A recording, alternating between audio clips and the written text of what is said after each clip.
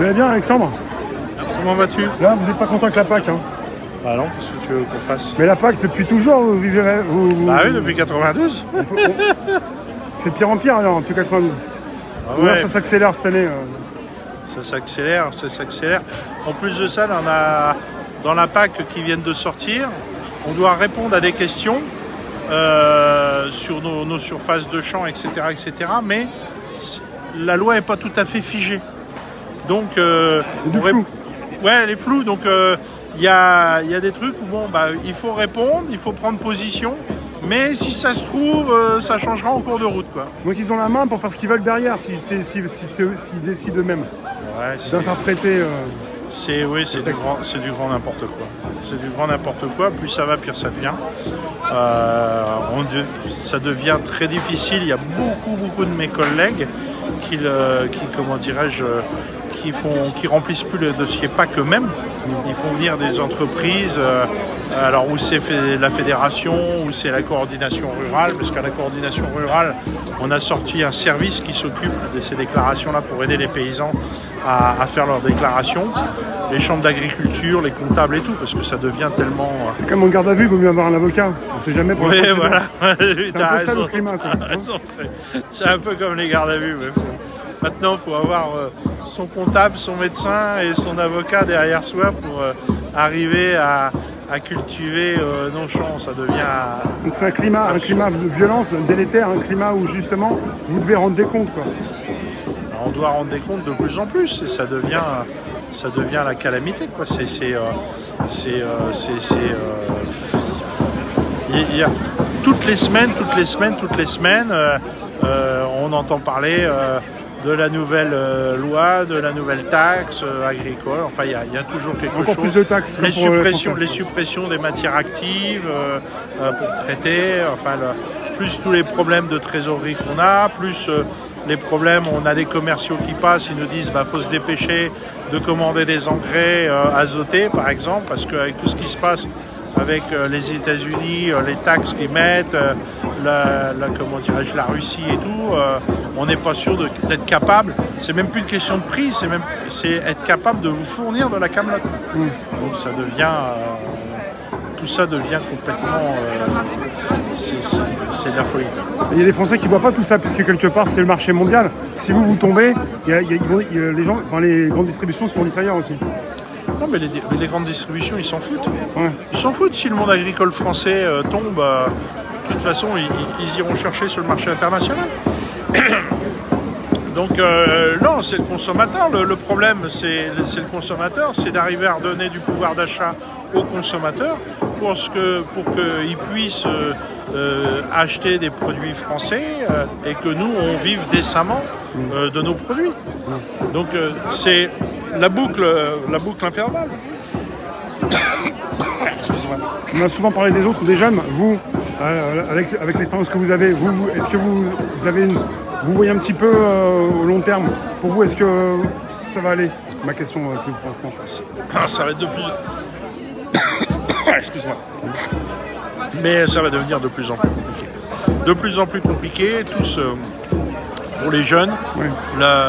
Il y a, comment dirais-je, les groupes agroalimentaires, les fonds de pension et tout, qui cherchent à mettre la mainmise, comme en Belgique, avec Colruyt, le groupe Colruyt, qui achète de plus en plus de terres agricoles et qui mettent des fermiers dedans pour que ça soit commercialisé en interne à eux, pour faire encore plus d'argent. Et nous, en France, ça devient pareil. Et malheureusement, contrairement à ce que peuvent penser le monde paysan, les gros comme les petits, ils passeront à la trappe exactement pareil. Il y en a qui passeront à la trappe plus tôt que d'autres, mais on va avoir un nombre de faillites, un nombre de gens qui vont disparaître, en plus des agriculteurs qui partent à la retraite. Il y a des faillites qui peuvent provoquer parce qu'il y a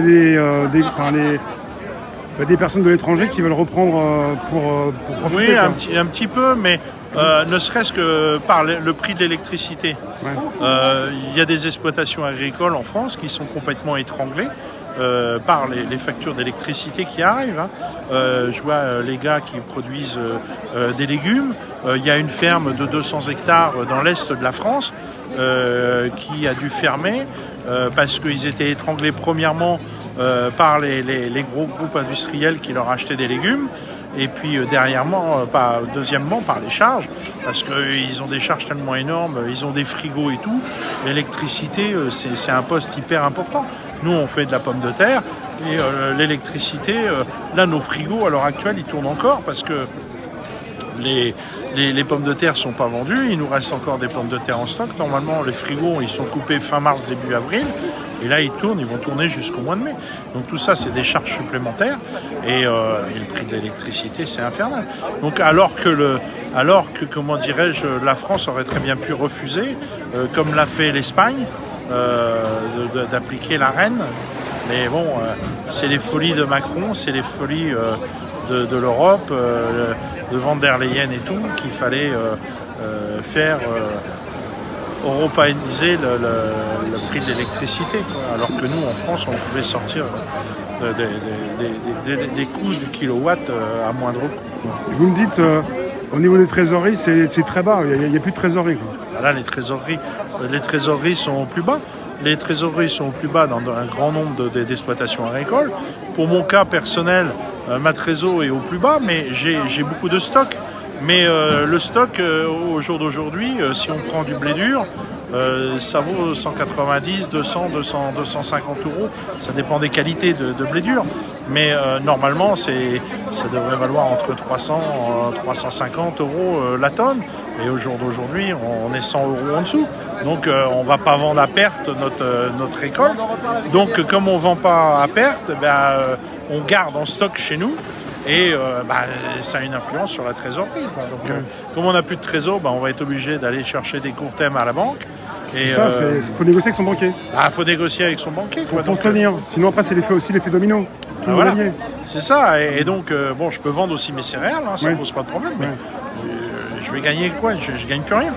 Je gagne plus rien, je vais même perdre de l'argent. Et les banquiers, ils comprennent? Oui, les banquiers comprennent un petit peu. Puis ils ont là pour accepter ou pas, ça dépend de rien. Oui, mais ils ont aussi un peu la pression du gouvernement qui a mis en place des financements pour les fermes les plus en difficulté, donc avec des garanties d'État. Donc bon, mais c'est pas la solution.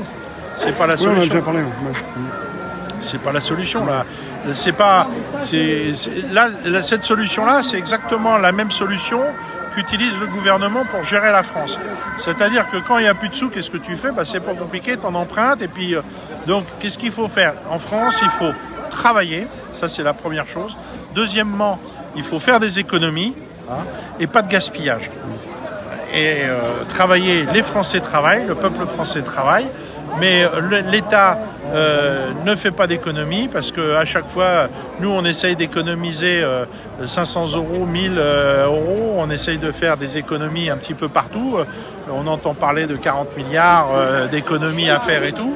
Et Macron, de l'autre côté, il gaspille des 3, 4, 5 milliards à chaque fois à donner à droite à gauche, notamment à l'Ukraine. On entend 800 milliards pour aller faire la guerre. Bon, donc on s'en sortira jamais. On s'en sortira jamais. C'est terrible ce que vous me dites. Pour terminer, je vais vous laisser, mais là, on parle de l'Europe. Il y en a beaucoup qui veulent quitter l'Europe, mais là, ce que vous m'avez dit, c'est que si on avait fait comme l'Espagne, on aurait peut-être pu avoir peut-être des prix moins chers au niveau des il faut savoir donner un coup de poing sur la table à l'Europe en disant non. Et aujourd'hui, le gros problème, c'est qu'en Europe, c'est l'Allemagne qui bat la mesure. C'est l'Allemagne qui bat la mesure. Et non, c'est pas possible. Il faut sortir de l'Europe parce que on a l'Allemagne qui nous tient entre guillemets par les couilles, pour appeler un chat, et qui nous dicte tout ce qu'on doit faire. Et ça, c'est pas possible. Alors Macron, il dit non, on est contre les accords du Mercosur, mais il est contre, mais quand il va se balader ailleurs, il fait la politique de la chaise vide.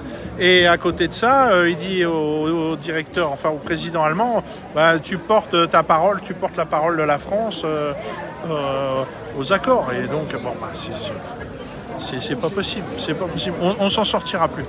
On s'en sortira plus. Regardez dans la rue, il y a le drapeau européen, il n'y a pas un seul drapeau français.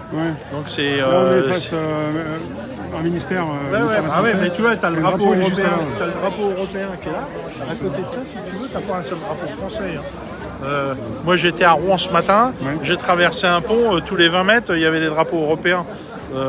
C'est du grand n'importe quoi. Donc en juin, vous avez peut-être participé à des manifestations vous-même? La CR, la coordination rurale, essaye de réorganiser des manifestations, oui, pour avant l'été. Parce qu'il faut dire aux Français que vous continuez, parce que c'est pas, il y a aucun Naturellement, problème. on n'a rien obtenu. Hein. Voilà, On a obtenu des pots de chagrin, des bouches-trous, comme je te dis, le financement, là, une aide au financement est de 500 000 ou de 200 000 euros. De l'endettement, de 50 000 et 200 000 euros. De l'endettement. Mais c'est de l'endettement pour les exploitations agricoles, donc c'est encore leur serrer le plus la gorge. Donc c'est pas. Non, il faut sortir de l'Europe, il faut que Macron le foute dehors, il faut mettre un coup de poing sur la table et rebâtir quelque chose qui tienne la route. Hein, American First, nous c'est pareil, c'est France First. Merci bien Alexandre. Allez, je te laisse au À bientôt, plaisir. merci. À très bientôt. Merci.